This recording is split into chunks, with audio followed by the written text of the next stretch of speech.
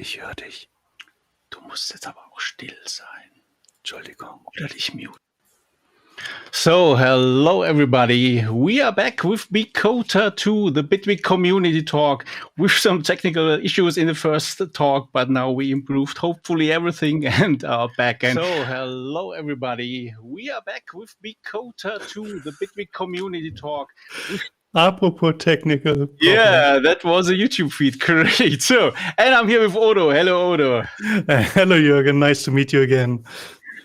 Okay, quick introduction. So who are we? So I guess if you're a Bitwig user, you are familiar with what I do. So I do Driven by Moss, so all these controller extensions, and you might have heard of me. And also Odo is doing a live stream. Maybe you can add some words about that. Yes, I do regularly live streams on YouTube and Twitch and do some tutorials here and there and around Bitwig and other stuff like plugins and things I'm interested in. So that's it.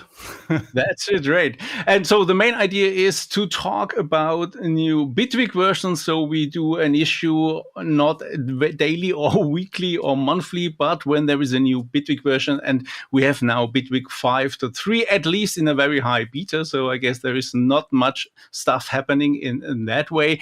And we also want to invite a guest for each episode who is also a Bitwig user. And this time we have the one and only, drumroll, Mr. Polarity is here with us. Good evening. Hey, good evening. Hello. Hey, Odo. Hey, Jürgen. Thanks for inviting me. Thanks for joining us. Great having you. Yeah, I'm still a bit nervous for no reason at all because I'm doing my own streams, but hopefully it goes down until the end of the stream. So I'm trying to calm down. I have no idea why, but it's still there. But thanks for inviting me, and hopefully a great stream. I think so, yes. Sure, yeah, great. We are nervous as well, so don't worry about that. You're in good community here, and yeah, why not talk about a bit about music? We're always talking gear, but it's actually the gear is for making music, and I'm really curious. How did you get into music in the first place? Oh, that's actually a long topic, but I was always kind of dabbling with music in some kind of way. But my father was actually playing the drums. So I was always having some kind of gear around me, synthesizers, drum sets, and so on. And then at some point, it kind of clicked, or I played around with the drums and, had some fun with it. And then at some point, I become old enough. So I had my own C64, Amiga, PC, and so on. And then I started kind of playing around with this and doing electronic music, also listening to Prodigy and drum bass and so on. And it kind of became, it started at some point. I think I also listened a lot to, what was the name? Fatboy Slim. This was actually so heavy break beats, heavy drum sets and so on. So coming from the drums. So then it kind of, stick with me until now, of course. I'm also just got lost in old computers. So it's great you mentioned Commodore C64 and all this stuff. So you come with a more groove-oriented aspect to music, and then got in touch with computers or trackers, I guess? I remember the C64, it was actually not that much. I think there wasn't any trackers back then in the day, the C64. But I remember I had some kind of application where you could play the drums. So you had like two joysticks. So the C64 had two input ports for joysticks. And you could just take two joysticks and then play the drums with this, right, rhythmically. So it was like pretty straightforward, no sequencer at all. Okay. But then with Amiga, how did that work with two joysticks? You could play the drums. How did that work? So you push upwards, and then it's basically a snare drum. Push downward, and it's a hi-hat or something else. I can remember it, at least that it was like this. It was pretty simple, actually. And that was a software, or did it send out MIDI, or how did it work? No. It was software. It also producing the drums because C64 is pretty known for the sound chip, I guess. Also, Sure, it was actually a synthesizer with a attached computer, if you want to call it this way. Yeah, and you could just, it was pretty simple. It sounds like 8-bit drums. But today it's on vogue again, 8-bit sounds, I guess. But then I moved on at some point to the Commodore Amiga. And then at some point I bought some kind of cartridge you could put in the backside of the Amiga. Then you were able to record sounds, 22 kilohertz with 2 seconds. That's it, 1 megabyte full. And then you could sequence with that inside of a tracker, right? So this was the was the beginning. Yeah. But the real thing, what really was fun was that you had some kind of live mode. So you could send in audio signals and then use some live effects like a short reverb, delay, and distortion, something like this. And then it came back out with 2 seconds delay or something like this. But it was fun. Were the first experiments, and yeah. And how did you learn about chords and melodies and all these things as a drummer?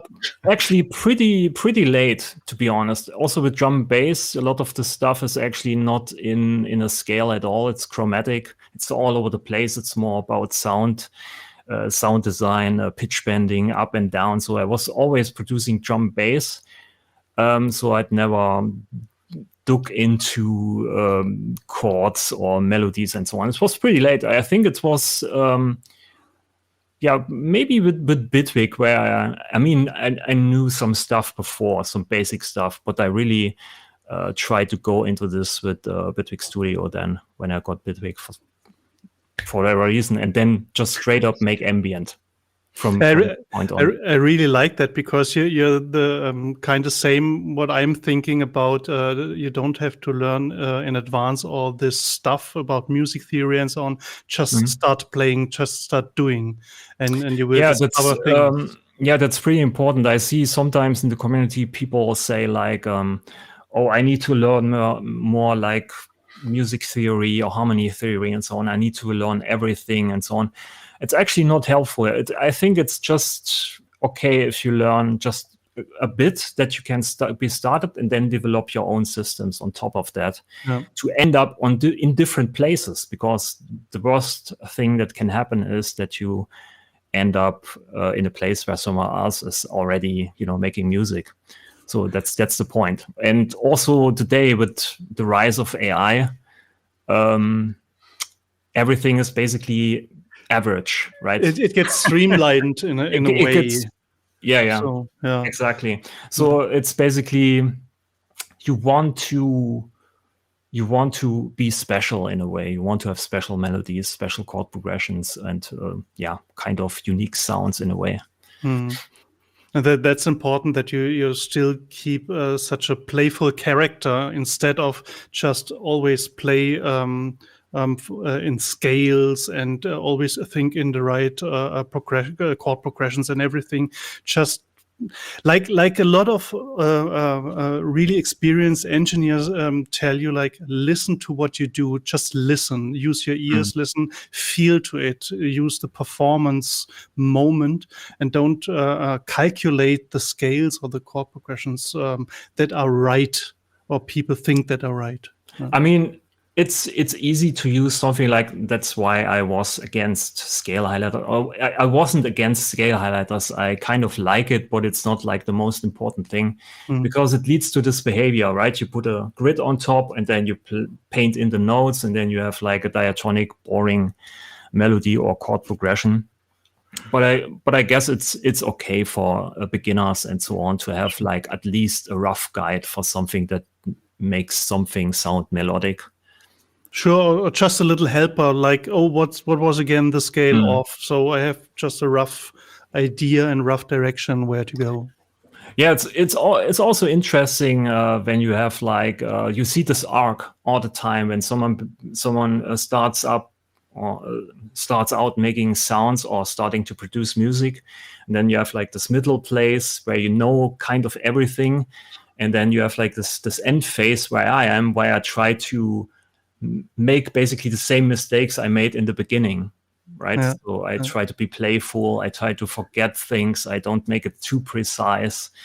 and so on. So, and you can see exactly what kind of questions people ask, where they are in their journey from beginner to pro or like old producer. Yeah, that's a funny thing, because there was a time where people were so straight on scales and tools that they help to keep on playing on scales, and at the same time people were looking for randomness. Everything should be random, and this was so completely surreal, because they said, okay, I want to stick on all the scales and everything else is random. Why not everything random, or maybe like something in between or so? Yeah, because it's so unfamiliar, basically, because you are used to what you hear all, in all your life, all your beloved songs, they are on a certain scale, and that's what you are used to. And then you bring in something in between, right? A frequency in between, and then it sounds completely off. You say, oh, that's not for me. But we all know it, right? If you make a loop, if you start out with a loop and you listen to it long enough, it sounds good at some point. Yeah, right? sure. It's just your brain adapts to everything, basically. Stockholm loop. Someone wrote just, I hope Rick Beato isn't watching. Yeah, sure. I think he's called the gatekeeper, right? Internally for some people. You need to have at least a certain type of skill or a certain taste in music to be a good producer, in a way. But at the end, it's okay. People are like that, and it's important to know about music theory, or maybe know everything about music theory. But it's not always that necessary, like you said, that people know it from the beginning to do that. Because at one point, we had that in the last episode with Pat, that he said he was afraid when he knew everything about it, he loses his creativity. And this is, I think, you're pointing out, like, it's okay to know a lot about things, but don't be blocked by not knowing things. Just try. Yeah, but I don't know if there's a term for this. It's like a Dunning-Kruger effect in a way. It's like you need to know it, so you know that you don't need it, if you know what I mean. Maybe, yes. Yeah, If you don't know it, you think you need to know it, and then you know it, and then actually it doesn't matter. And then if you know it and you say to other people, oh, you don't need that, they don't believe you. Yeah, exactly. Yeah, but maybe this is part of the journey, you start over with something, and you see all these guys and girls doing stuff. You say, oh, I want to do this, all of that, and I have to know everything because they are 40 years in music business. And then you say, yeah, just start, just do. Don't think about it. Learn on the way and be curious. It's a bit the same with mixing. In the beginning, I always read it's just listen and do it. It's easy. that's what the pros always says. And then 30 years later, it clicks with you, and then you say the same. Yeah, but yeah, the thing is, you need to develop multiple skills at the same time. It's not only that you can do certain things, but you need also the skill to listen to something and then say, oh, this is actually good for this, for a certain context. So I know exactly when I hear a snare, oh, this snare is a snare I can use inside of this kind of track, but not in this kind of track where it makes sense. Or you also need to develop some kind of taste for what you like. So you also need to listen to a lot of things and then make decisions in your brain. And so you need to develop a lot of different skills. Yeah, no, that's right. So so for you, it was always electronic music from this drum and bass area, or always electronic music for some kind of reason. I always hated guitar sounds, something like Nirvana. I never really liked, but I started later on to like it when I was older. So like in my age now, I can listen to it and it's completely good and I like it. But in the 90s or the starting of 2000s and so on, it was straight electronic music. It was also the rise of the electronic music, right? Prodigy, drum bass was on top and so on. Techno and all that stuff. Yeah. So it was more on the rise then, and of course, back then it was a different time. So hardware was really expensive then. If you want to start out, you needed to have hardware back then. And then having just a computer and you can do everything in a computer was pretty new and fresh. And pro producers were probably laughing at you when you do everything inside of the box. Today it's completely normal, but back then it was unheard of. And I remember downloading Fruity Loops. This was the name back then. It's not FL Studio. It was Fruity Loops. I remember downloading this in version 0.98 or something like this. It was just a step sequencer with multiple samples you couldn't load in. And I was making beats with this. And I was like, oh, this is great. I can load in samples and then play them in a sequence and then export it as a wave loop or something like this. Yeah. So this was pretty dope back then because there was nothing else. There was no VST, no plugins. You could only send out MIDI, and maybe you had a good sound card with a MIDI module on it, right? And this was playing some predefined sounds. You couldn't exchange these sounds. So it was pretty basic. So having then a software where you could load in samples and make a sequence out of it, it was really dope. And I remember making music with Fruity Loops, doing the drums in Fruity Loops, exporting as a drum loop, and then using a standalone synthesizer called SimSynth, if anyone can remember this. It's pretty old. Or Rubber Duck was also another acid. I'm probably too old for you guys. Rubber Duck and Hammerhead. Can anyone remember Hammerhead? It was all standalone software. Yeah. And you could do sequences with this. So I made basically drums in Fruity Loops, exported this, and then I also made in SimSynth synth loops. There was like a small sequencer at the bottom.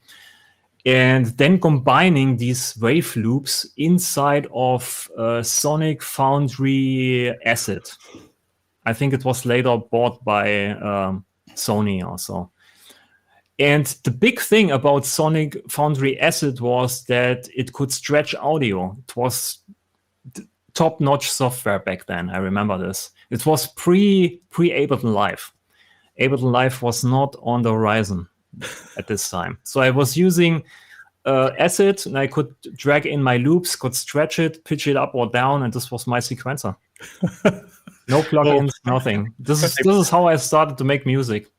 I bought the first version of Wavelab only for the reason it had a reverb, which was totally stupid because a hardware device would have been so much better. But nevertheless, I think I also remember that before I started to do this with Fruity Loops and SynthSynth and so on, I was downloading. This was my first download over CompuServe back then in the 90s. Oh. I was downloading what's the name? Music Maker. Music Maker. So Music Maker was pretty noob friendly back then. So you drag in just predefined loops. I don't know. It was pretty shitty actually. The loops were pretty cheap. So I was dragging in the stuff and I thought, this is actually great.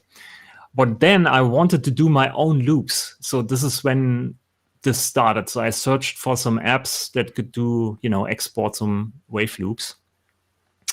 And then I dragged in this into Music Maker, and then this was not enough. And then I started to go to Sonic Foundry's Acid. So this is how I started basically on the PC then.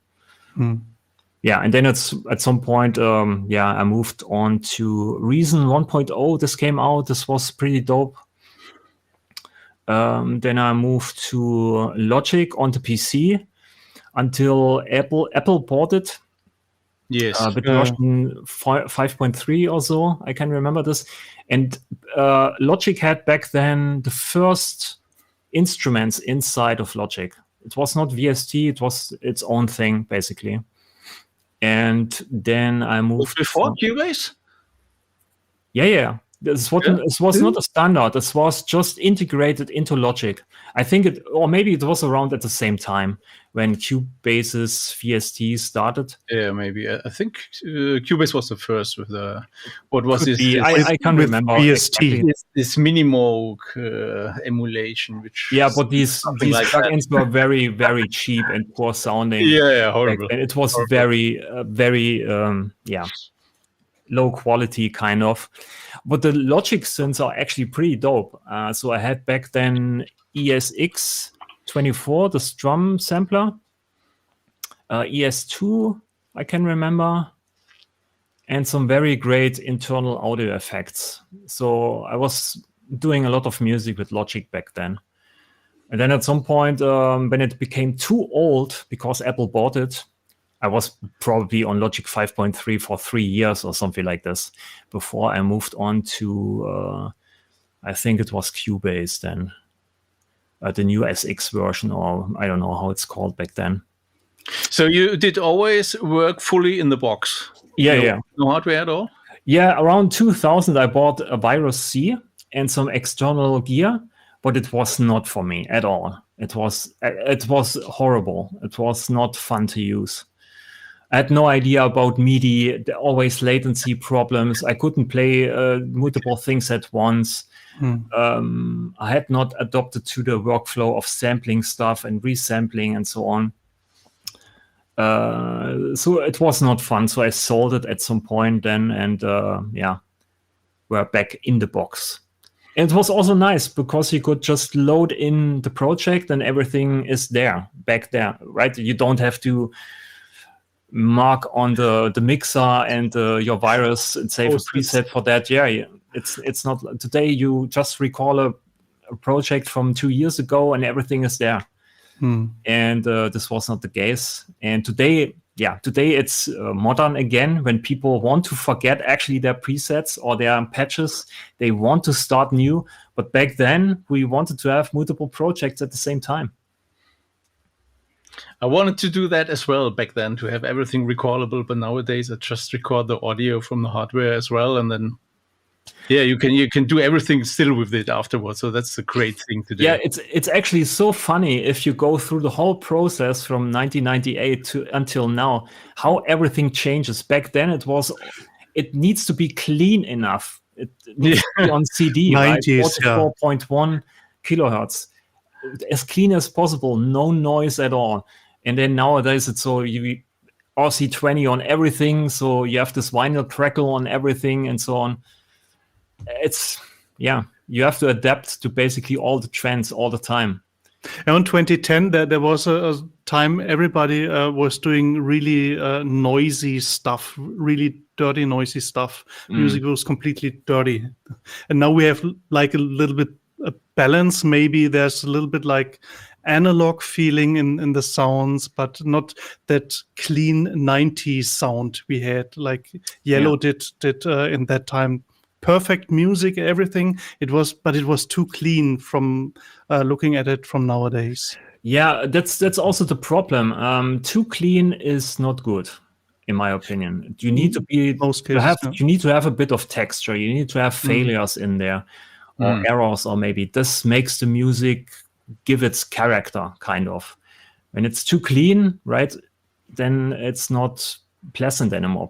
But like I said, you can see when you talk to other producers where they are in their arc of the journey, more or less.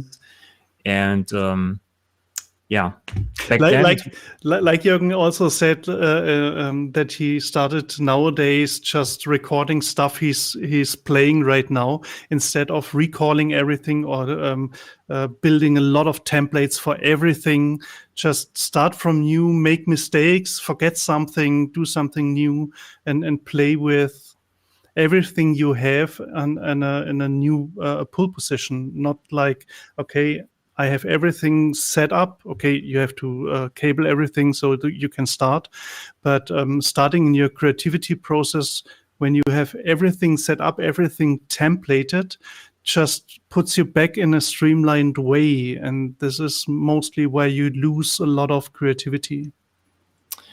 Yeah, that's kind of true. Sorry. Yeah, that's yeah. But I just want to point it out, like you said before, in the beginning, you want to know everything. You want to be prepared for everything. And the more you get experienced, the more you say, don't do that. Yeah, you want to switch your brain off or your knowledge off, right? Because when I make music or when I do music on stream, I always say, like, I want to move quickly through the project. Right, I move on to the next sound and so on. And the reason for this is because when I take my time for the sounds, sometimes my brain switches in. Is this snare good? Maybe I should EQ more of this, right? So I put in, then the brain comes in and does a lot of shitty things to the sound. Yeah. And my gut feeling is most of the times better because I have always this thing when I bounce out my previews or my tracks, my drafts, and then I have also later on, or when I progress in the track and then I bounce it on later, and then I compare the earlier drafts and the later ideas, right? And most of the times, the first idea is always the best for me. And also, when I send this over to my girlfriend, he always prefers the first one when I don't think about it, when I just switch it off. But then people say, yeah, but you know all the stuff. Of course, you don't think about it. It's just in your muscle memory, right? So, yes and no. I think it's more, like you said, the gut feeling. Is it the performance? Is it? Yeah. And the more you overwork your performance, the performance gets lost. Yeah, it's also like a kind of polishing the idea, and in the polishing process, you make a lot of stupid things because the brain thinks, oh, I actually need to exchange here the snare or the kick drum for something else, and then everything falls apart. And you also lost the initial idea. So I know here this Robert Babbage, he always makes a track in one day, and this is also a good argument for it. Because it says, when I close the project and save it and open it up 2 weeks later, I completely lost my feeling or the groove for it. Of course, you need to make music in a kind of genre where you can make it, finish it in one day. If you make like soundtracks or, you need multiple days at least.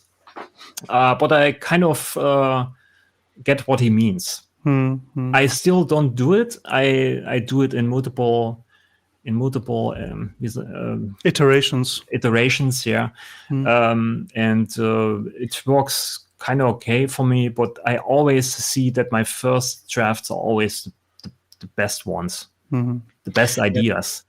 I think the big danger is always nowadays that you add too much stuff, another track, more tracks, and reverb and the delay and everything. Yeah, also too much processing. You can just put on effects on, and the CPU doesn't care. And when I started like 2000s around this time, when you had plug-in, one reverb plug-in, one compressor plug-in, and the CPU is basically done, and then you need to bounce. So people don't know how good they have it basically with Bitwig and this DAWs nowadays.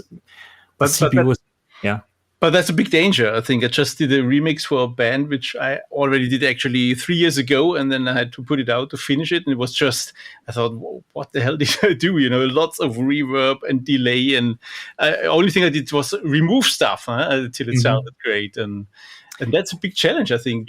That's also a good process. Just removing things in a session. You limit yourself to, okay, today I'm just removing things that I don't need in this track. Where are the sounds I don't need? And then you start to remove it, and until you basically get the core idea of your track in a way. But a lot of times people are doing such live streams, you do it as well. Like you often say that, like you do maybe like 4, 8, 16 bar loop or something, and then you start removing stuff. And people watch that, and I'm not really sure if all people get that in the right way. So they say, oh, but that sounds so right. But at the end, you're preparing something, and maybe you're extending that to a complete song, and you have to remove stuff. You can't play everything all the time. You can, but it's very, very boring then. Yeah, that's also true. I mean, the biggest, it's actually not easy to hear where the core of your track is and what actually the core is. And nowadays with music, I have also a bigger kind of a problem also with dance music. It's mostly texture. I see this in multiple areas. Like you probably also watch Netflix, right? Maybe not, but I did. I don't have it anymore. Maybe you know already some Netflix movies. Yeah. And that's always the case, or that's the analogy I want to bring. You watch a Netflix movie and it looks super clean, super cool, like a cinema movie, and you watch it, and at the end of the movie, you don't know actually what you watched or what's actually happening. And maybe the movie is also not that special. You kind of remember it from a different movie. It's maybe the same plot or something like this. But it looks actually completely fantastic, right? And this is also the case with modern music. So if you remove all the texture, all the nice sounds, the initial idea, the melody, the core it's not that special. But it's dance music. It's okay. It's not it's not a judgment. It's how it is with dance music. You want to dance, you want to have a groove, nice sounds. Yeah. That's it, right? Yeah. But that's why I also don't see myself like an artist, right? It's not like that I have a vision that I want to, bring a message across or something like this. It's just, I'm just doing random music producer tasks and then a dance floor tune comes out of it, right? So that's more or less it. So that's why I would say, because you do it and it's your style of doing it, that's art. Sorry. I'm sorry. Yeah, I think at some point I said I came up with the saying that the decision you make is the art. So the decisions you do along the way. This is basically the art you do. And the result. And the more decisions you make, then the more art. The more it is you basically. And the more it is your track in the end. So if you rely on AI, then it's probably not your track. You came up with a nice prompt.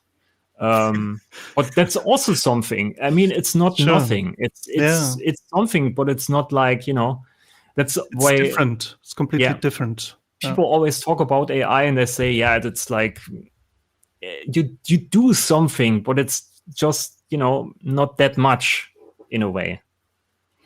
But you do something. You type in a prompt. You have an idea and tells something to do something. Yeah, but what is when you have Neurorec? So you put in some things, some connections, and then you have a generative patch, and then something comes out of it. It's also basically random. So did you do something? Did you have a vision? Oh, I want to make actually this sequence that sounds exactly like this, and then you patch it so it sounds like this, or you just dabble around and I think it depends how you start with it. If you have an idea of doing something, like I want to have this sequence, but you end up in a completely different area. It's still art. It's still art because you tried it, you failed in a way, but you succeeded in another way. Yeah, that's what I meant with the decisions. You made along the way certain decisions. You maybe, put in certain connections and then you have a sound and then you say, oh, this sounds great. Maybe I put something like this on that, right? Then you make another connection, another decision and another decision. And then at the end you have something.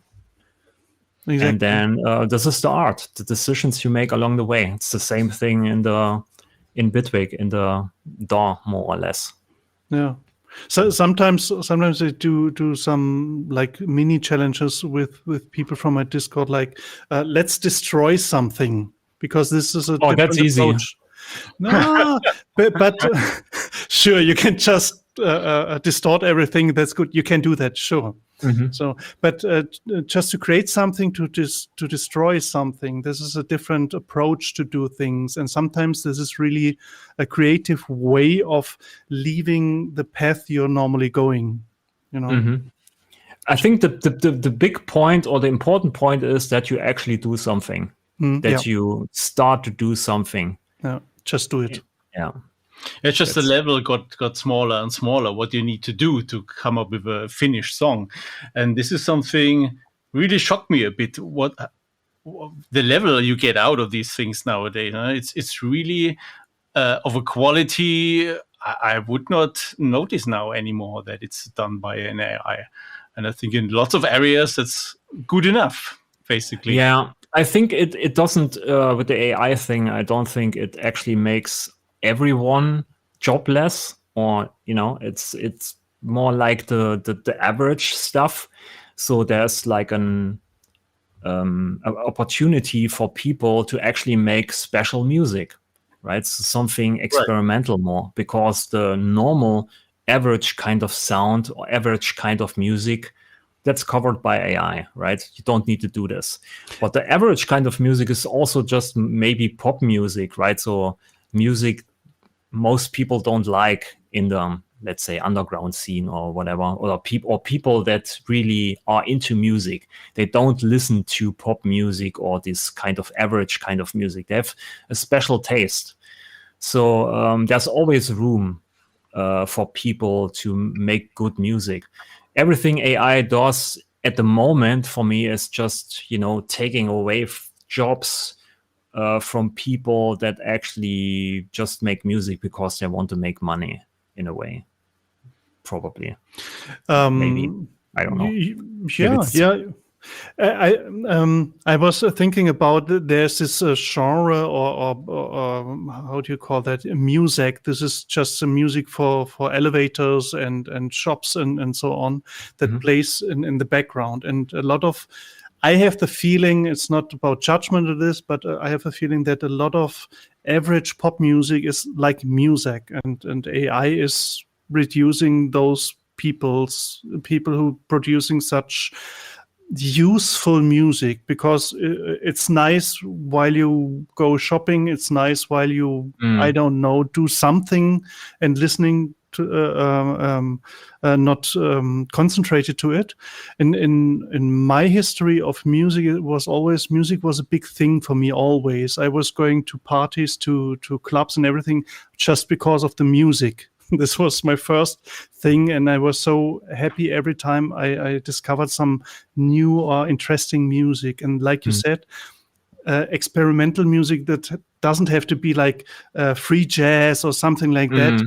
Just interesting music, not like the average what you hear all day in, day out, and something like that. And I'm completely with you. I think all these artists who creating music out of their creativity, mind, fantasy, or just out of a moment, like sitting down, starting with something, and you don't know what's happening, and you create a specific moment, a specific music in that moment.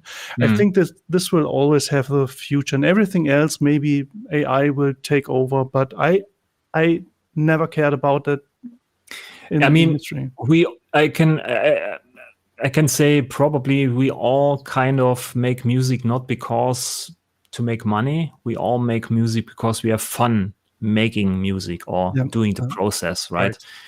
So AI is never actually an option for us. So it's not about the result. It's more like about the way, or the path. So do we wish for any kind of components in Bitwig which give us AI tools? I would say yes, but not maybe in a creative way.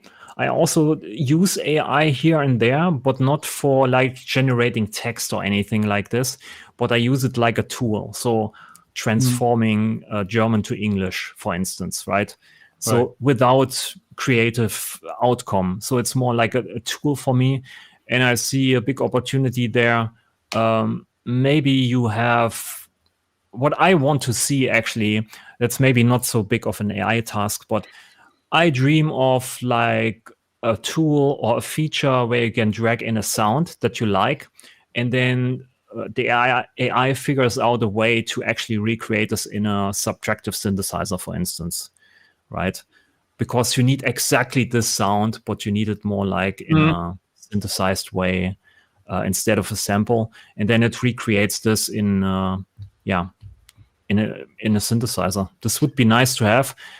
It's also not something I would use every time to make sounds, but sometimes you need a special sound for something, and instead of tweaking around there for hours, you just drag it in and then the AI figures it out.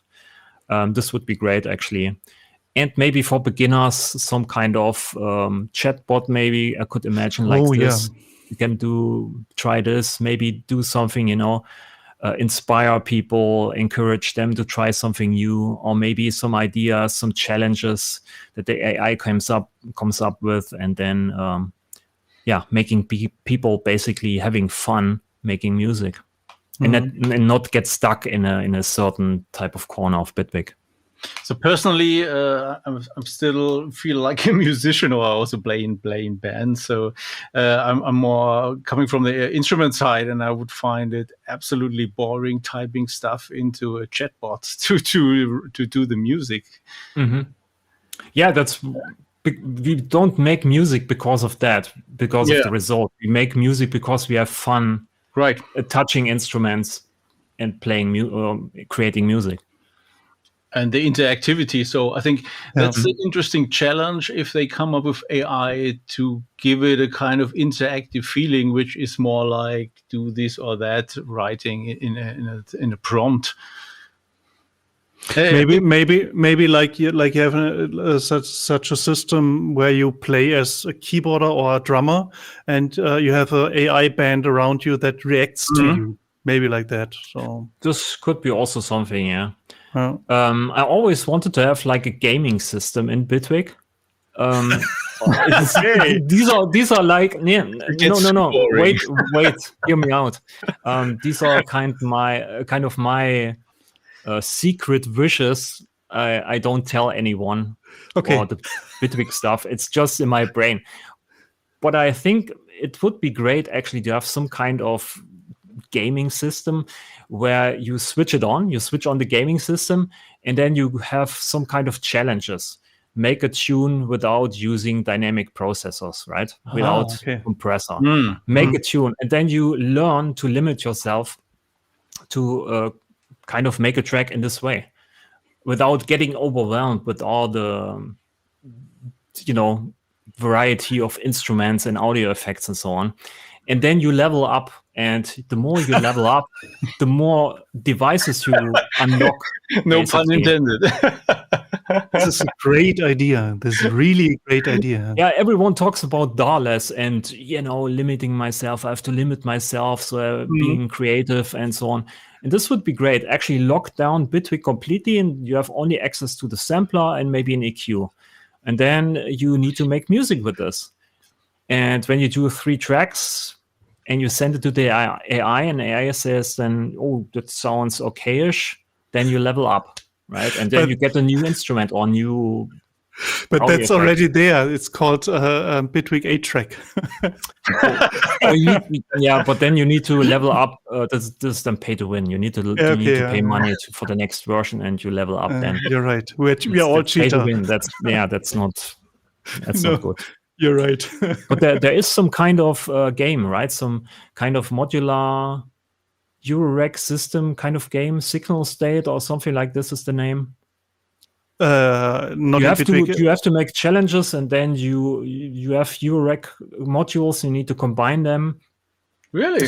Yeah. There's a game like this. I think it's called Signal State. I'm not sure. Okay. Maybe the chat knows more.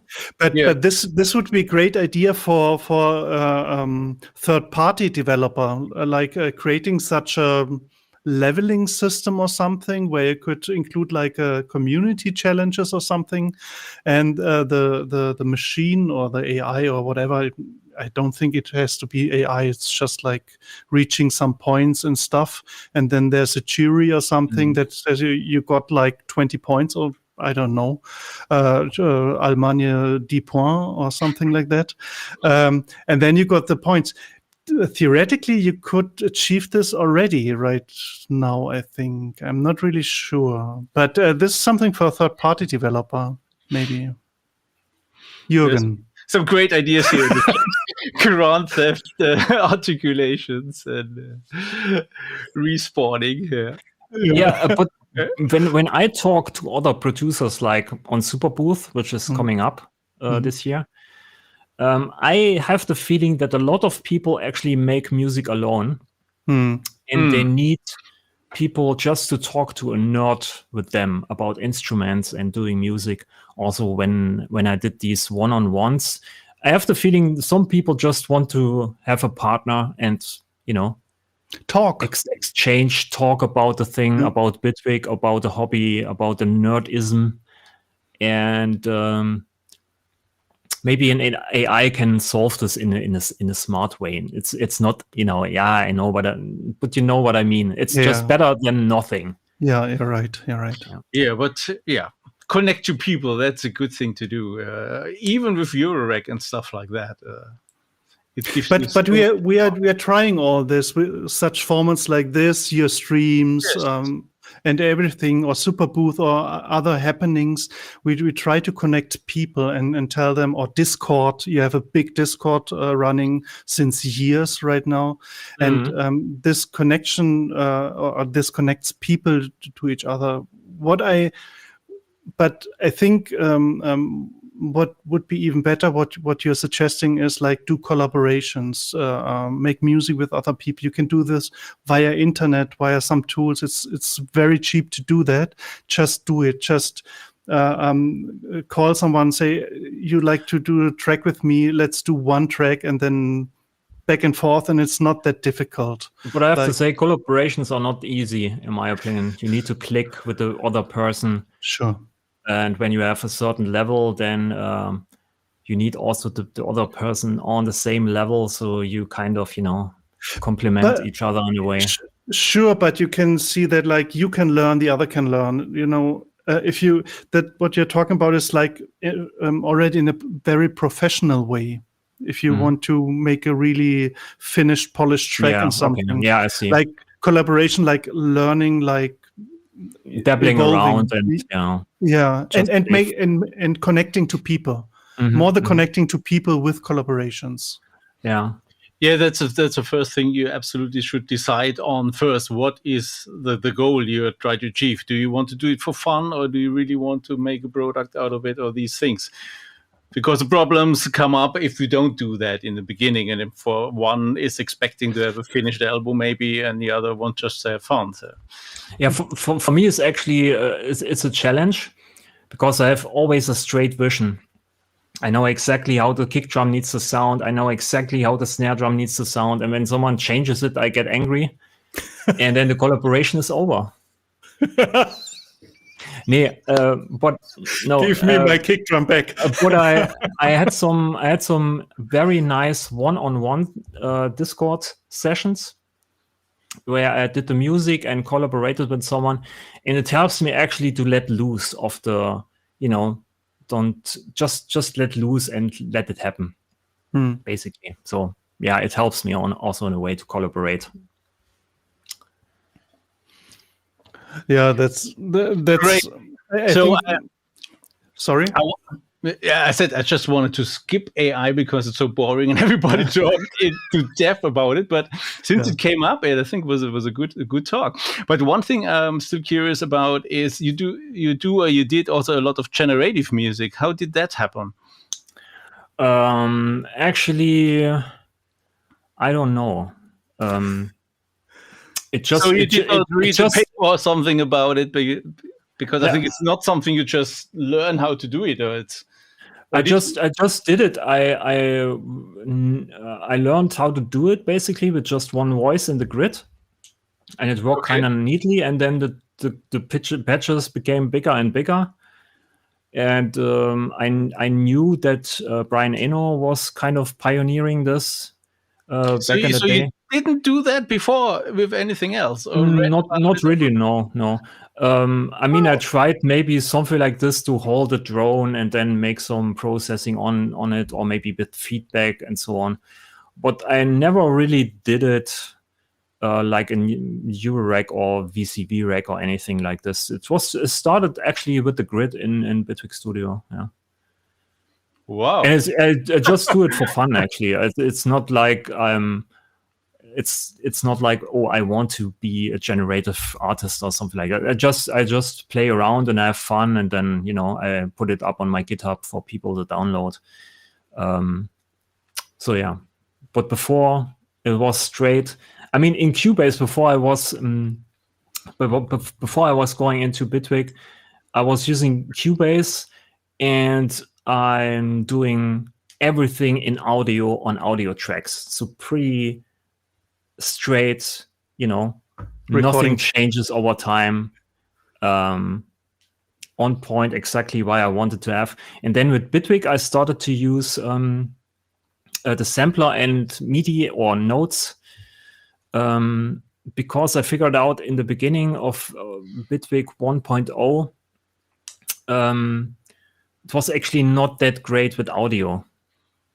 I think it had some just one algorithm for stretching. Yep. Yeah. So I started to use basically the sampler and MIDI and putting Node FX on it, and it was much fun. Was much better for me. So I kind of made out of a problem. I came up with a solution, and then I kind of liked it in a way. So this is always like it happens for No me. way. I'm always watching your videos and thinking, what is he doing there? And then it comes up. I have no idea either. I have no idea. I'm just switching OBS on, and then I'm thinking, what is happening here? What's happening? What I am talking about today? I have no idea. And then I have some random stuff I came up with. I did the day before or something, and then I just talk about it. So this is. I just did it once when I had a really bad hangover when I had to do a talk, and somehow looked down at me and thought, what is this guy talking about? He's doing a cool job, but I have no idea what's going on. Yeah. Okay. So maybe we should have a switch to the actual Bitwig 5.3, what we think about it and what's new and cool or Bitwig. not. Bitwig. Yeah. And nevertheless, if you have questions for Robert or Polarity, just write them down in the chat and we will do that afterwards. So, have we been waiting for these new drums? In a kind. I mean, I did already a rant video about this kind of. I think the problem is for me, everything Bitwig puts out is kind of great. It's good sounding, it's good quality, and there's good thinking behind it, right? But everyone needs something else or something different. So for me, it's a nice, good 0.1 update. I think it's great. There's a lot of nice content in there, but I think most people just wait for the next big version.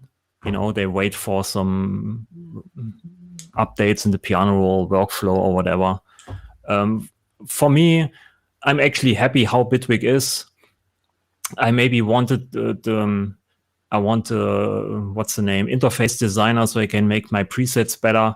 But it's like arguing or like complaining on a high level. It's not like that. I would be okay if it's not in the next release. Let's put it this way. Yeah, it's a wish list at the end. Like I see it the same. Bitwig at the current state is really great DAW.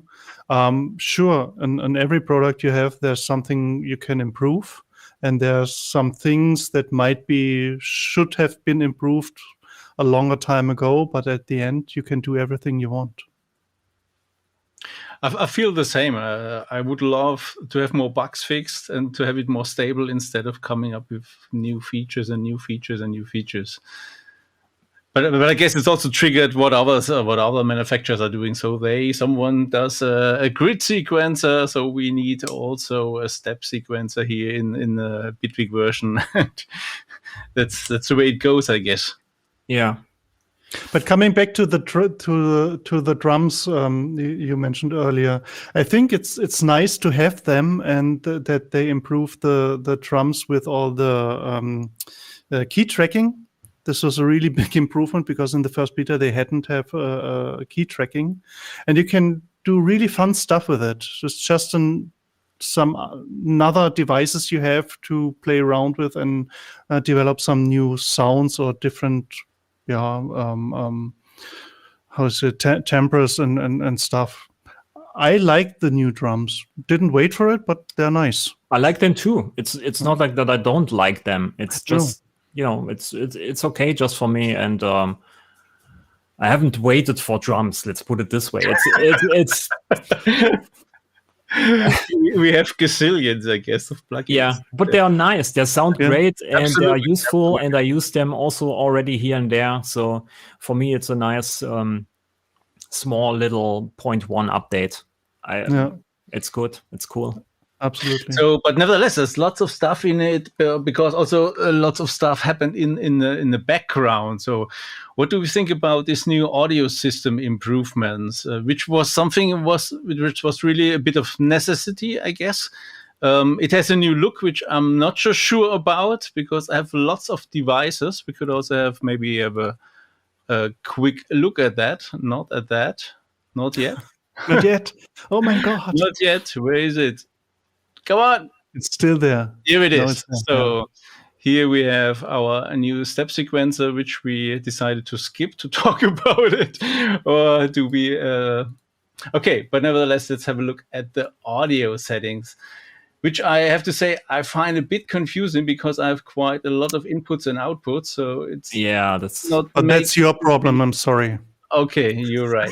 Okay, that's not how it looks at my place. I just have 2 lines.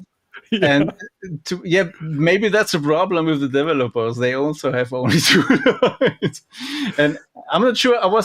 I did not dare so far to click these. What do you know? What happens when you do that? Is it just hidden and you can show it again, or it's gone completely, or what does that do? I'm not really sure if this have already a function, but I think that the star is to make it default. That's what the description says. If you leave the mouse over it, I think you get a description, a little pop-up. I hate that. Must make it appear top level. Okay. So I guess if I did that and it's an input, and if I go here to an audio track, so then it's at the top. Yeah, it's a FAF. Where is FAF? We don't see that because you just shared your window. It's an extra window. Yeah, that's a problem always with streaming. Okay, but nevertheless, I don't see a FAF in this window. We neither. Okay, it says analog 5, so it's a FAF, but it does not show the name. Okay. Need to check that out in more detail. Okay, so that's a thing, and maybe I don't dare to click that. So I'm on Windows. I didn't get these other cool features. So did someone check out I'm not sure. You're on Windows too, Robert, right? Or are you on Mac? I'm on Windows, yeah. Yeah, okay. So Odo, I want to move to Linux actually at some point, but at the moment it's Windows. Yeah, I feel you. So Odo, you have to tell us, did you do a device aggregation? Does it work on Linux? Device aggregation? What do you mean with device aggregation? Combining multiple audio devices? I don't need Bitwig for that. I have Pipewire. I can do it with everything.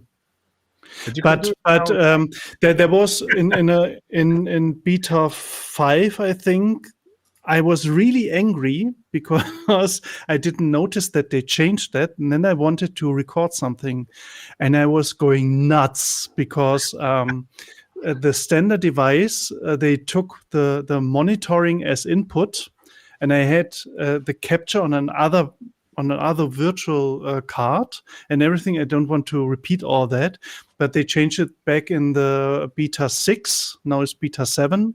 And now the default has the capture input and the normal output, and I can combine that in, I think that doesn't have the name aggregation, combined or something, combined interfaces or something. So I can combine a lot of interfaces in Bitwig to do something, but I don't need that because I'm doing that all with Pipewire. And I guess I only have just one sound card, so I don't know why people have multiple sound cards. What they said at the NEM show, one motivation for that was also their new interface. So that you could integrate this new interface for CV, for example, with your existing audio interface. So this makes it's a good thing. It's a really good thing. You can combine that. So I don't know about Mac if this is not so easy possible or something.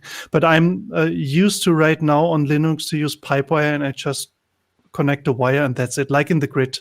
If I want to have a connection from A to B, I just connect it. I don't need a software for that or something. But it also introduces latency, right? It's not like not in Pipewire. Okay. Linux is the best. Sure. Superior. But also not on Mac, I think. It's just also handled by the OS. I don't know how the Mac routing system works, but I think they have something similar. We need a Mac guy. And the other thing they did is that it remembers settings for different audio interfaces. But what I think is a little bit sad is that you cannot change it yourself. So it somehow picks a favorite or something. And I know that my good friend Beat also want to have that. I think he's in the chat as well. And so that's a bit of an oversight, I think. But I think this is beta. This is really new. So I imagine that they're still working on it, like on the little more usability, especially if you have like 20,000 in and outputs like you have. I think this is a work in progress a little bit. Yeah, but at the end, I think for the most people, it works really great.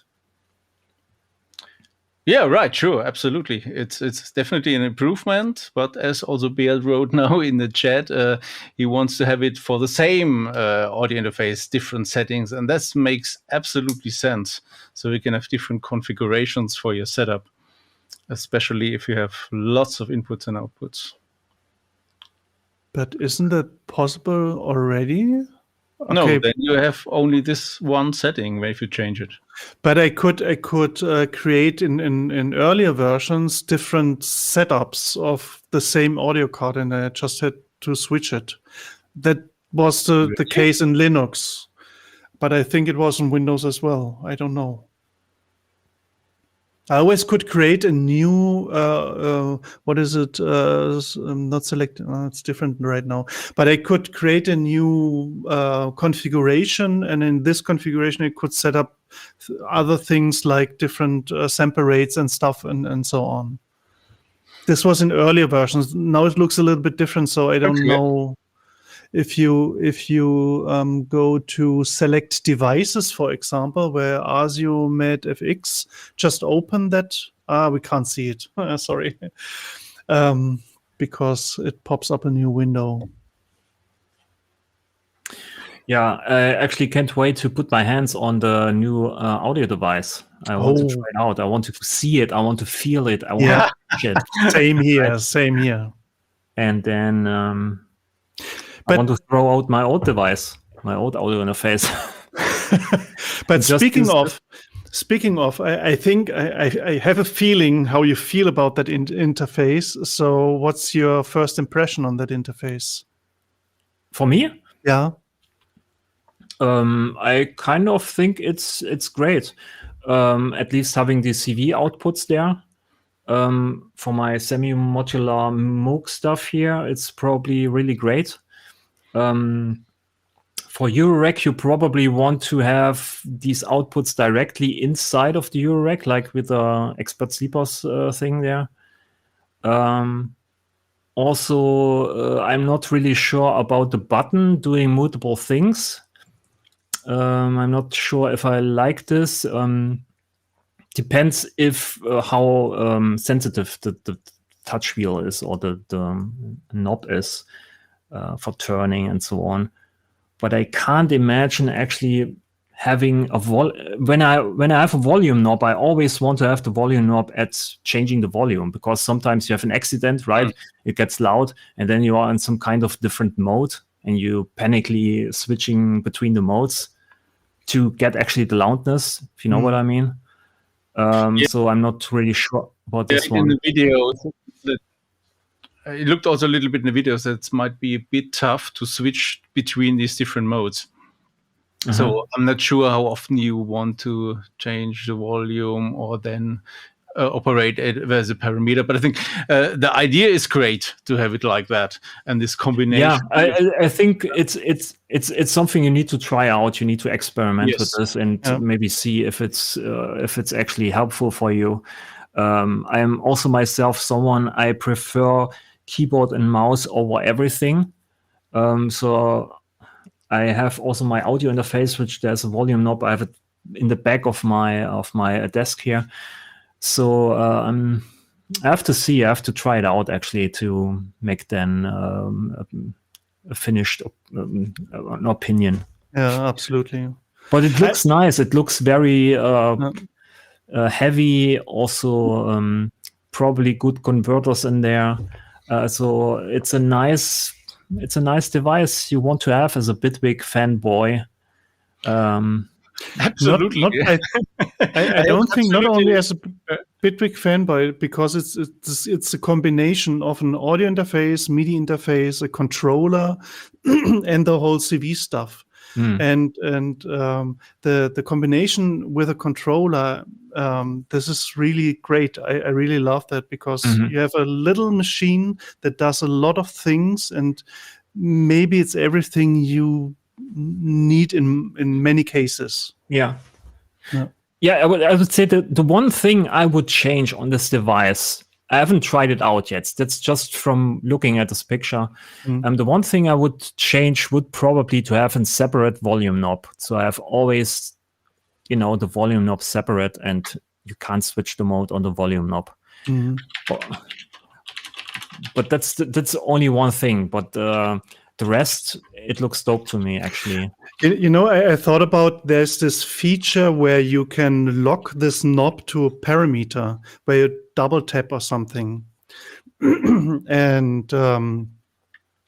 and maybe something like that, you just hold it down and then turn it, would be the main knob. And then you have your one knob always there. If you just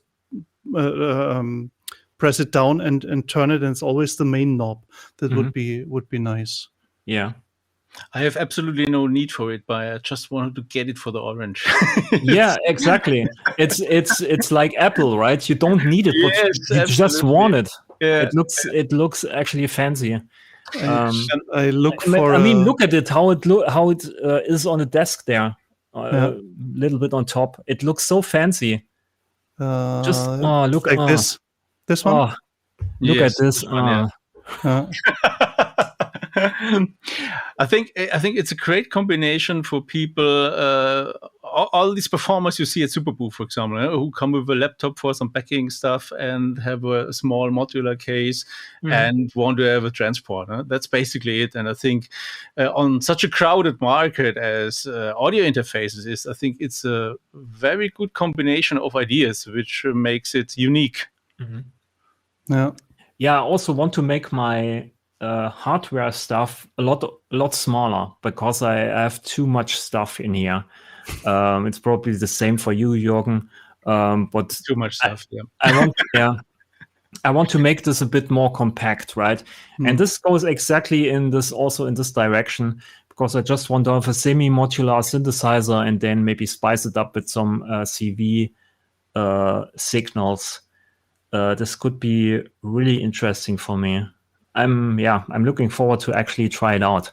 But I don't know when it's coming out. Maybe I get a test device, or we get a test device, or I don't know.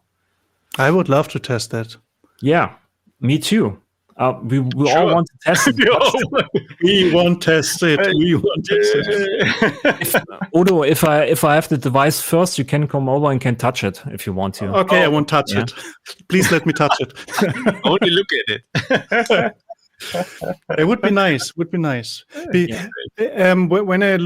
watched all these videos, I already had 1, 2, 3 ideas what you can change, like your volume knob thingy or the double tap thingy to release it. Why double tap? Why not just one tap to release it or something? That's the problem with creative people. They have always ideas. Sorry. Yeah, and people ask me now every day, what is with all your controller extensions? Can they do the same with Snob? I got asked this basically the minute it was announced.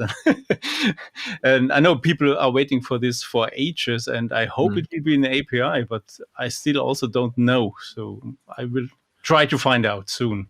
Yeah, but normally nowadays you can do everything with everything. It's just, it's not like you probably can just buy some random controller and you can do similar things what this thing does in a way. But the thing is, for the controlling, this function so far was not available, so there was no information. Yeah. This parameter is selected now. No? You only had these cursor parameters, but no info about what the user is with the mouse over, for example, or what he pressed the last time. And I hope this will be now available to everybody soon. Yeah, hope so.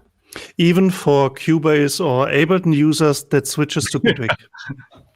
Yeah, okay. To be honest, also for Ableton users, it's a very interesting device. Maybe they don't get this feature with the parameter changing, but also with the other features to have the transport control and to have the CV and also lots of inputs and outputs. At that form factor, I think it's a great device for Ableton users as well. Does the Push 3 have actually an audio interface integrated? Yes, it does. And it has also an extension, which might be something missing here, that you can also connect an ADAT device. So you can add more channels, inputs and outputs with that. Okay. Because at the main device, it doesn't have so much connectivity. But there's also one thing. This is the first Bitwig hardware device, right? Yeah. Yes. So this is maybe a hint that there is coming more at some point. Maybe. But it's a really great thing for first device. I mean, it shows they are not shying away from creating hardware for Bitwig as a software company.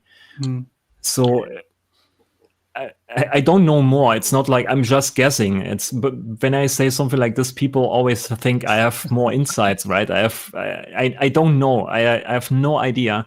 But my thinking goes like this: oh, this is the first hardware device. So when they make one hardware device, why not make two, right? At some point in the future, in 10 years or 5 years, I don't know. But yeah, I also had no idea about this thing. This came absolutely out of the blue. Me neither. No idea. They were always saying, hardware, we're not sure. It's complicated. And I got a PDF 3 days before it was announced. And I saw the PDF and then I thought, oh, okay, cool, nice, okay. That's also a nice sweetie for the 5.3 release. So now we have basically a new version. Yeah. And this device, I mean, it costs money, but still there's something on the market that connects to Bitwig in a way. Great. So there is also one feature I'd like to talk about a little bit, which is not maybe too Odo's LA, but I find that very interesting because Bitwig is the second company who supports Adore on Windows on ARM. And I think this is very, very interesting because as you see what Apple did with ARM, so have no fans at all and lots of power. And you can get this now with Windows as well. And I could not resist and ordered a laptop last week with ARM. And so far it's only Cubase and Bitwig. So this is a bit of a game changer, I think. And drivers also coming up now. So you have all the Steinberg devices are supported now. And also RME brought out the first driver for ARM. And yeah, I'm really curious how this will perform. Do you have any opinions about that? Odo? Odo, okay. No, just joking, Robert. Okay. I guess you have an opinion about it as a Windows user. Yeah, I think I'm actually looking forward maybe to buy at some point maybe an Apple again. I'm not really sure, but I think the new laptops, the M3, M4, I don't think you actually can make the CPU die out with Bitwig alone. I think that's not possible. They are so strong, powerful. It's unbelievable. It's nothing compared with what I started in 2000 or 1998. Nothing compared. You can do everything. You can load in so many VSTs and devices and, put this in one project and the CPU is just smiling. Unbelievable. Yeah, these are my thoughts about it. I just want to buy a Macintosh. Yeah. No, but ARM devices are actually only Windows, right? These new Snapdragon CPUs. These new Snapdragons are with Windows, right? Yeah, but Apple has already their M1, 2, 3, 4 is now already the current. But this is also ARM. This is also ARM architecture. Yeah. So maybe for people who don't know, so ARM is the company who does chip architectures, and then companies can license it and do their own changes to them as well. So that's what Apple did and brings out these M1 chips or MX. And Windows does it also for quite some time, but the chips they had were very, very bad so far. And now they have this Snapdragon X, which is very, very fast. And as the test shows, absolutely up to par with what Apple provides. So I'm really curious how this will work out. And you don't have any more these noisy computers. That's still something that freaks me out. I hope you make some test videos about it when you buy. Actually. Yeah, that's absolutely my plan. Yeah, I'll get it next week. It would be nice to know. Yeah. I have Bitwig running on the Steam Deck. It kind of works fairly well when I load in a big generative patch. But it's, the touchscreen is too fiddly. It's not fun to play around with the touchscreen. You need at least to have a mouse and a keyboard for it. But yeah, it works. I mean, you can run it on Steam Deck, which is nice. Oh, do you do that? Yeah. I made a video also about it. I'm using what's the name? Touch OSC. Mm-hmm. And I'm basically using InTouch OSC and get the buttons and the controller data and so on. You have analog sticks and digital sticks, and you have on the side these shoulder buttons are also analog. So you have like values. It's not like on off. You have values. And then I'm using this inside of Touch OSC, grabbing all the information and then putting out MIDI and MPE data to Bitwig. Works really great. You run Touch OSC on the Steam Deck, not Bitwig itself?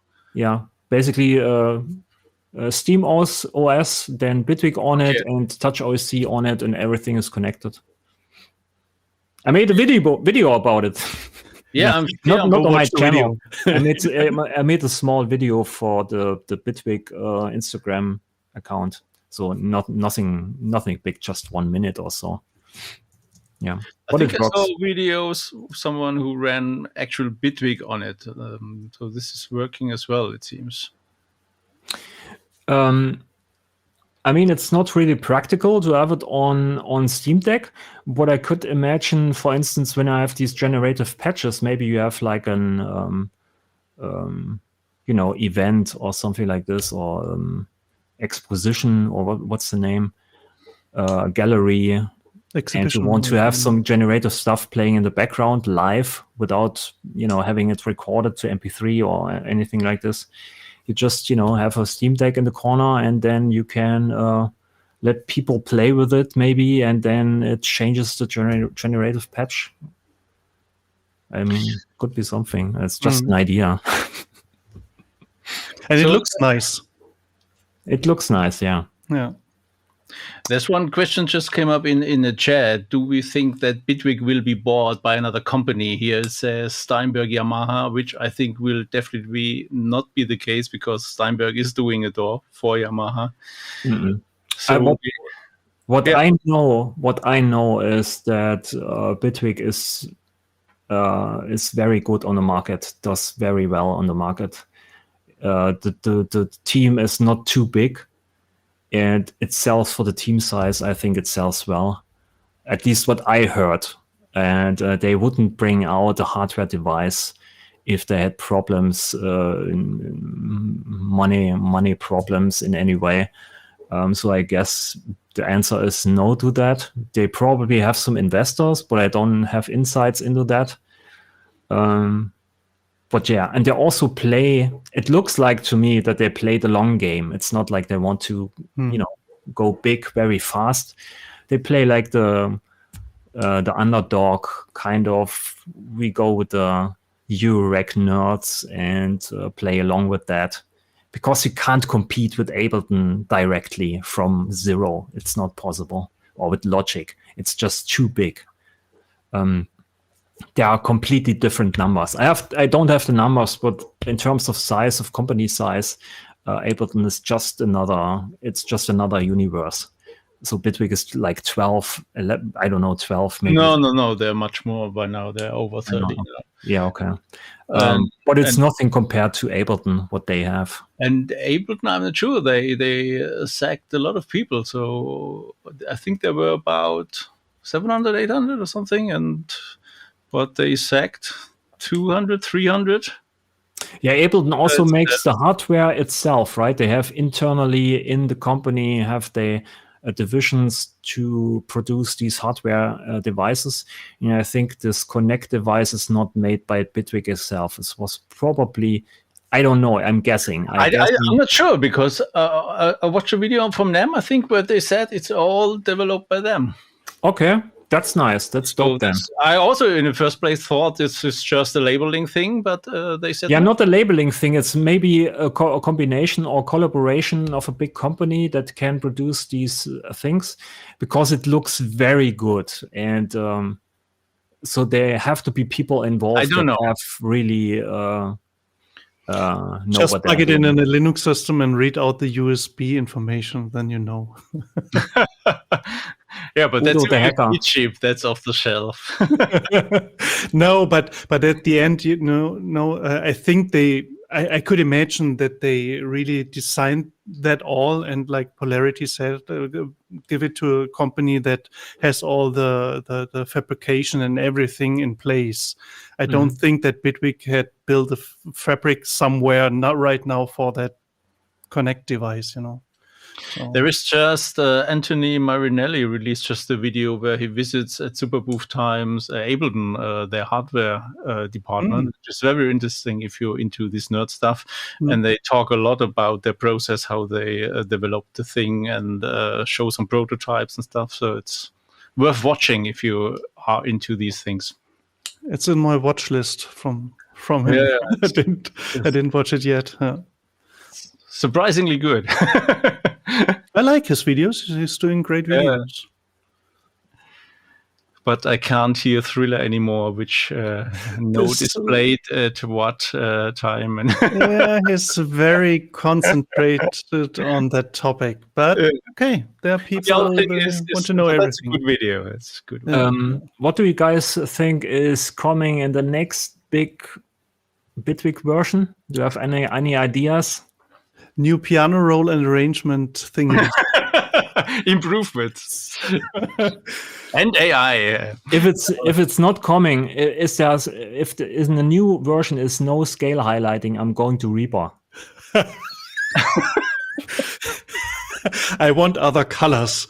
This is a deal breaker for me. No. I have no idea because I'm everything I'm. Like you said sometime earlier, I can do, I think, everything with Bitwig, and that's it's just the small things, right? That you yes. have to change sometimes. I would love to have a really great shortcut system, but that is very special to me. But this is, as you said, really high level wish list. Yeah, it's also for me, it's not like, I can't use it anymore. They need to do something. It's like, I could easily switch to the version from 2 years ago and make music just fine. But yeah, And sometimes it's good you have a name to scream. If something goes wrong, you always can say, yeah. Yeah. We should rename this podcast to Shill Podcast. I don't know. Screaming enough here. Yeah, it's the small things that annoy me. No big features.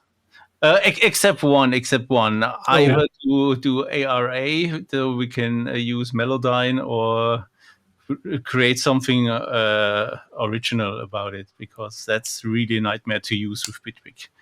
But Melodyne could use clap.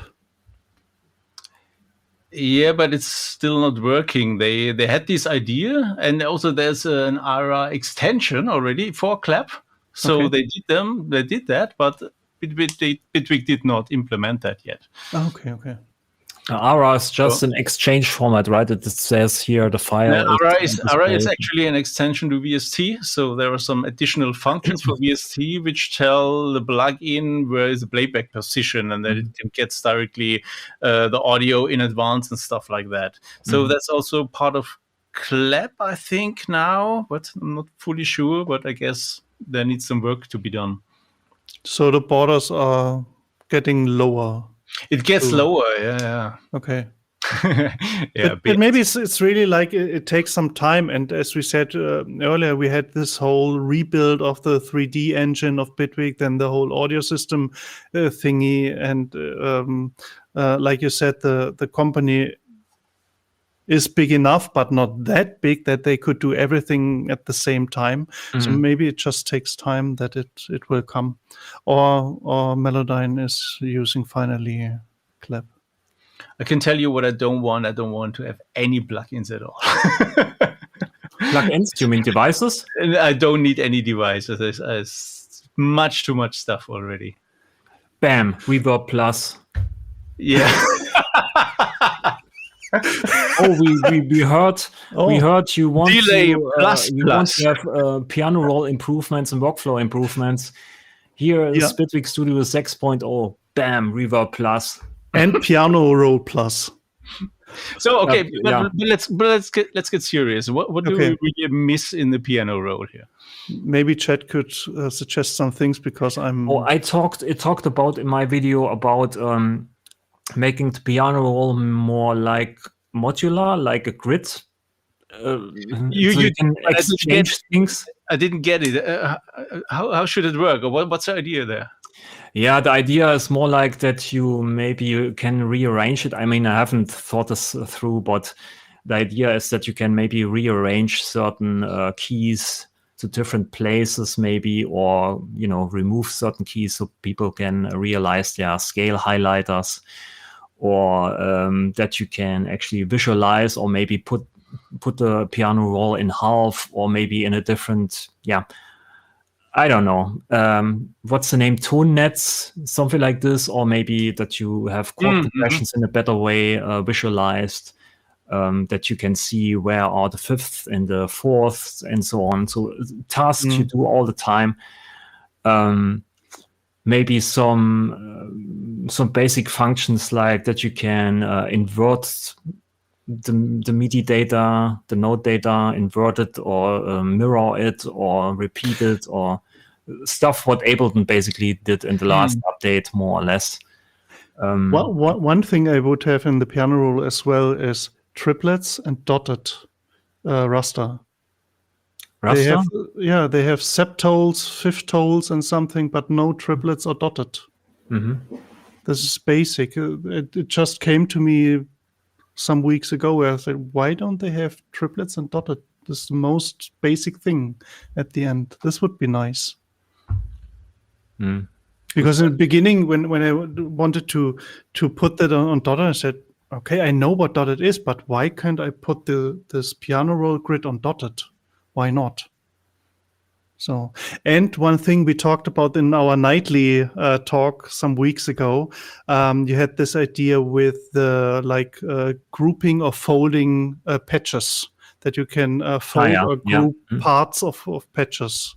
So you can. Yeah, but I think with the grouping, the problem is this: the grid was not designed, glaube ich, was not designed as an instrument builder. It was more like an easy, hands-on, modular synth. Synth, yeah. But then I came in and built basically these big patches, and then people want to group stuff.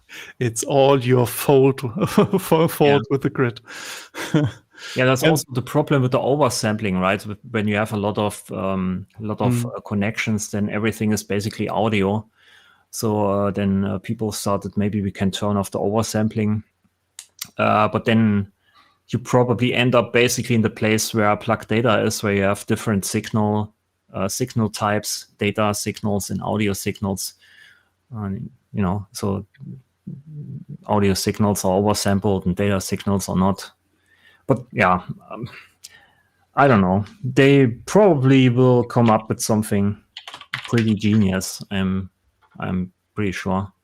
It's always also when Bitwig comes out with a new version, nobody knows what's going to happen.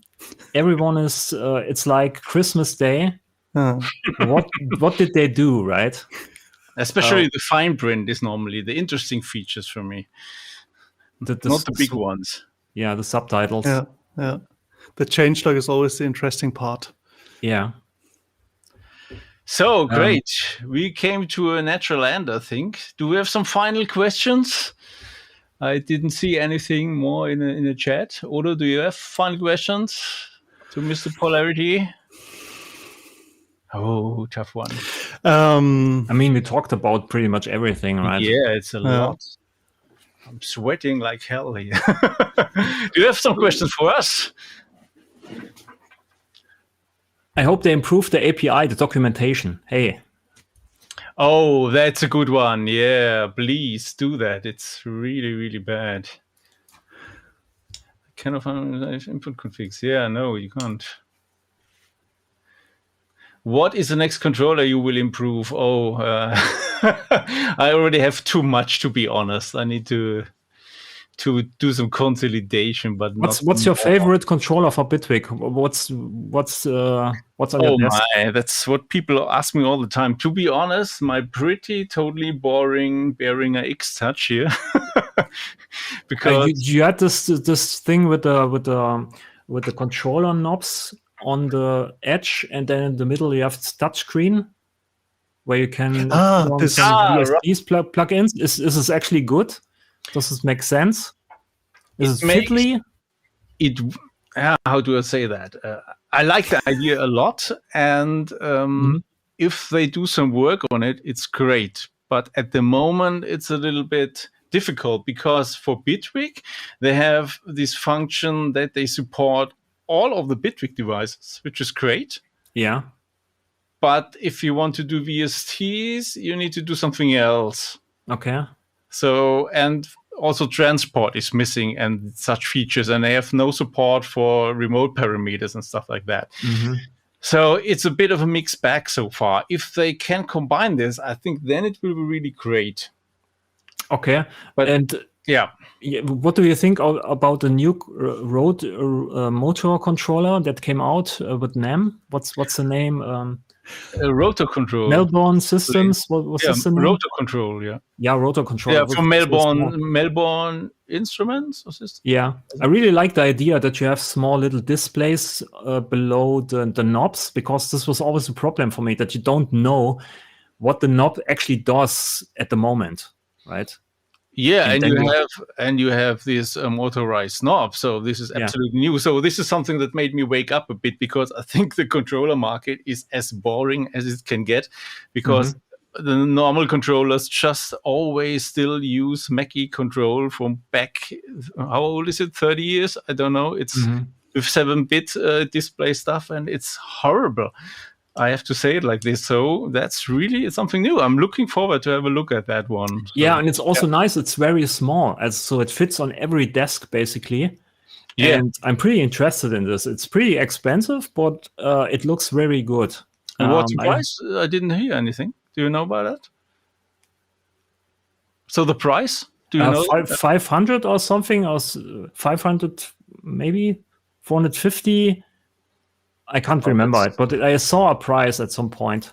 But it's still okay, I think, for motorized knobs and color LEDs. I think the quality is pretty dope. It looks at least pretty quality. Yeah, 420, someone says. Metal housing. 420, okay. $420. Yeah, something like this. Hmm. I mean, Melbourne System has also some synths out. They are pretty great, but also very expensive. But I played around with these synths at Super Booth, and they're really nice. It's really fun, these knobs and the buttons. Super dope. They also sound great. I don't have the need for another a kind of analog synth, but they sound really good. Yeah. I don't like the color. That's the thing. So. It's red, right? Yeah, but a strange red. I don't know for the knobs. It needs to be orange. Yeah, I agree. Yeah, maybe that's the thing. Yeah. Make it orange. Make it orange. Do you know the hex code for the right orange? Yeah. Okay. So okay. Back to the question. Yeah, bearing is still a thing I use because for normal mixing tasks, for the faders, and I have the extenders, so I have 16 channels, and this is something that I can still fit on my desk and makes sense. And they have color displays. It's only 7 colors, but it's enough to see where your drums are, your bass are, and your normal sounds are, and this helps a lot. And I like also all the other controllers, but the thing is, you need to put them somewhere, and my desk is already a bit crowded. Yeah, that's a problem also for me. I need to slim it down. I think my plan was at the beginning of the year, I get out some of my synths, my smaller synths, make some room, and then get a Moog Moose and play around with this. It's pretty expensive. But I really like the analog sound and, have a pad and then switch over to another voice and then play some ARPs on top, also analog. But it's very expensive and I don't really need it, but I want it, like with everything else, right? But I, want to sell some synths first before I get into that. Right. I have also, my room has a natural limitation because so no more. If you can't enter anymore, it's too full. Yeah, it's full. Right. So, guys, thanks so much. I think we came to a natural end. Great talk. I think we had all the topics, and we will be back next time when there is something to report. So maybe a Bitwig 5.4 or a 6 or a new hardware. We have no idea, but we'll be curious to see. Robert, you're always welcome to come back if anytime soon. Yeah, thanks for having me. I hope you're not nervous anymore. No, it's completely fine. It was going away after the first few sentences for some reason. It's just, Okay. So thanks also to everybody in the chat. Great that you have been with us. And if you have more questions, just put it down in the comments so we can talk about these next time. And until next time, make some funky music. Thank you very much. Bye-bye. Bye. Bye.